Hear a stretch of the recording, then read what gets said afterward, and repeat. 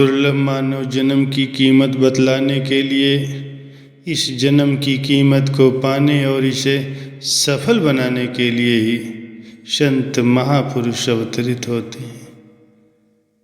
कहीं इस मानव जन्म को पाकर इस संसार की भूल भुलैया में मन न भटक जाए, मित्र संबंधों, पुत्र स्त्री आदि के मोह में न अटक जाए, भक्ति नाम स्मरण को भुलाकर मन इसे जन्म योनियों में न पटक जाए। इसीलिए वे ज्ञान विवेक निरख फरक का तत्व बतलाते हैं कि इंसान अपने कर्तव्य और लक्ष्य को प्रभु से मिलने में देरी न करे, शतपथ पर आकर अपने जीवन को सफल बना ले। साधु सिंह समान है गर्जत अनुभव ज्ञान, कर्म भरम सब भज गए दया दुर्यो अज्ञान। कोटि यज्ञ व्रत नेम तिथि साध संग में होय, विषय व्याधि सब मिटत हैं शांति रूप सुख जो। संतजन आध्यात्मिक ज्ञान से भरपूर यानी आत्मज्ञान के धनी होते हैं। वे अपने अनुभव से भक्ति की प्राप्ति के साधन बतलाते हैं, क्योंकि वे उन साधनों को अपना करके आत्म स्वरूप की प्राप्ति कर चुके हैं। जैसे शेर वन में घूमता है, वो किसी से नहीं डरता, अपितु अन्य पशु हिंसक प्राणी भी उसकी गर्जना को सुनकर भयभीत होकर के जंगल में भाग जाते हैं। ऐसे ही संतों के सत्संग से कर्म कांड के उपासकों के मन के सारे संशय सारे भ्रम दूर हो जाते हैं। अज्ञान वहाँ से दूर भाग जाता है और ज्ञान के प्रकाश में इंसान आनंदित होकर विचरण करता है। संतों के मिलाप और सत्संग से करोड़ों यज्ञ व्रत नियम साधन का फल मिल जाता है, कारण कि वे इन सब से श्रेष्ठ एक साधन नाम की कमाई में लग जाते हैं। नाम स्मरण से मन की दुविधा यानी विषय वासनाओं से प्रीति हट जाती है। विषय वासनाएं ही तन मन को रोगग्रस्त करती हैं। सुसंगत में मानसिक रोग मिट जाते हैं, परम सुख एवं आत्म आनंद की प्राप्ति होती है।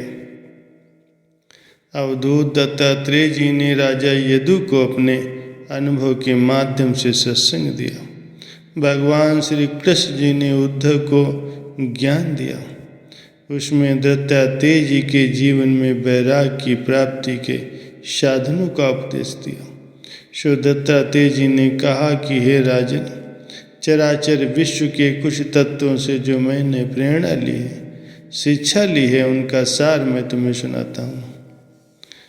मैंने अपने शरीर से जो कुछ सीखा है वे तुम्हें बतलाता हूँ। ये शरीर भी मेरा गुरु ही है, क्योंकि ये मुझे विवेक और वैराग्य की शिक्षा देता है। मरना और जीना इसके साथ लगा रहता है। इस शरीर में आसक्त होने का फल तो यही है कि जन्म योनियों के दुख पर दुख भोगते जाओ। यद्यपि शरीर से तत्व विचार करने में सहायता मिलती है, तथापि मैं इसे अपना कदापि नहीं समझता। सर्वदा यही निश्चय करता हूँ कि एक दिन इसे सियार और कुत्ते खा जाएंगे। इसीलिए मैं इससे असंग होकर विचरण करता हूँ। जीव जिस शरीर के लिए उसके हित के लिए अनेकों प्रकार की कामनाएं और कर्म करता है, तथा स्त्री पुत्र धन दौलत हाथी घोड़े नौकर चाकर भाई बंधुओं का विस्तार करते हुए उनके पालन पोषण में लगा रहता है, बड़ी बड़ी कठिनाइयां सहन कर धन संचय करता है। आयु पूरी होने पर वही शरीर स्वयं तो नष्ट हो जाता है और वृक्ष के समान दूसरे शरीर के लिए बीज बोकर उसके लिए भी दुख की व्यवस्था कर जाता है। जैसे बहुत सी सौतें अपने एक पति को अपनी अपनी ओर खींचती हैं, वैसे ही जीव को जीव एक ओर स्वादिष्ट पदार्थों की ओर खींचती है तो दूसरी ओर प्यास जल की ओर खींचती है। त्वचा, पेट और कान कोमल स्पर्श, भोजन, मधुर शब्द की ओर खींचते हैं। नाक सुगंधित पदार्थों की ओर खींचती है तो नेत्र सुंदर रूप पर मोहित होने लगते हैं। इस प्रकार कर्मेंद्रियां और ज्ञानेंद्रियां दोनों ही इसे सताती हैं, बेचैन बनाए रखती हैं। भगवान ने अपनी अचिंत्य शक्ति माया से वृक्ष, सरीसृप, पशु, पक्षी, मछली आदि अनेकों प्रकार की योनियां रची, लेकिन उनमें उन्हें संतोष न हुआ। तब उन्होंने मनुष्य शरीर की रचना की। ये ऐसी बुद्धि से युक्त है जो ब्रह्म का साक्षात्कार कर सकती है। इसकी रचना करके वे आनंदित हुए। यद्यपि ये शरीर अनित्य है, मृत्यु सदा इसके पीछे लगी रहती, परंतु इससे परम पुरुषार्थ की प्राप्ति हो सकती। इसलिए अनेकों जन्मों के बाद ये अत्यंत दुर्लभ मानव जन्म पाकर बुद्धिमान पुरुष को चाहिए कि शीघ्र से शीघ्र मृत्यु के पहले ही मोक्ष प्राप्ति का यत्न कर ले। इस जीवन का मुख्य उद्देश्य तो मोक्ष ही है।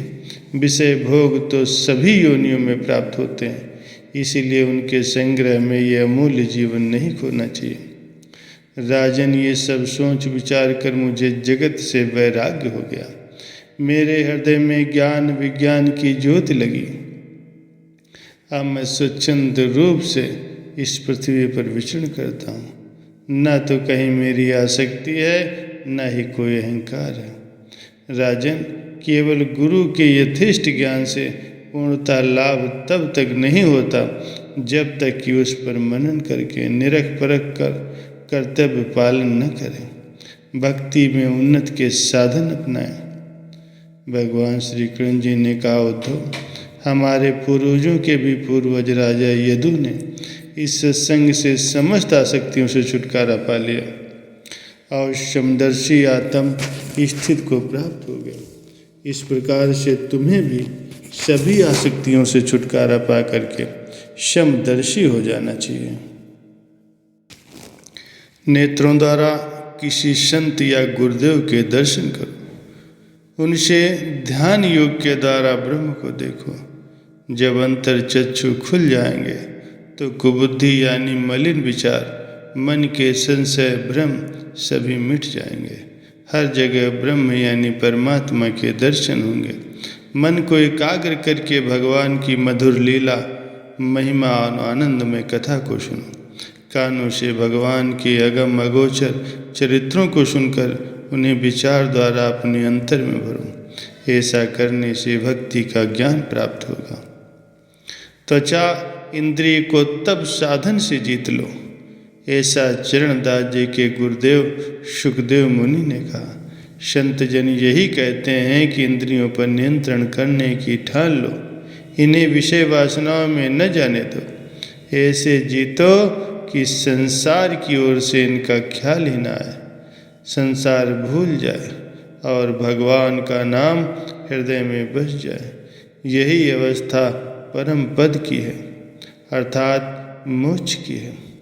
संत महापुरुष यही फरमाते हैं कि मानव जन्म मोक्ष का खुला द्वार है। मोक्ष पाना ही इसका कर्तव्य है और उद्देश्य भी है, इसीलिए मनुष्य संसार में आया है। अतः मोक्ष का द्वार पाने के लिए सत्संग, सेवा, सिमरन, ध्यान और श्री वैष्णव पर आचरण करो। मन स्वयमेव इन नियमों से निर्मल होकर भक्ति भजन में लगेगा।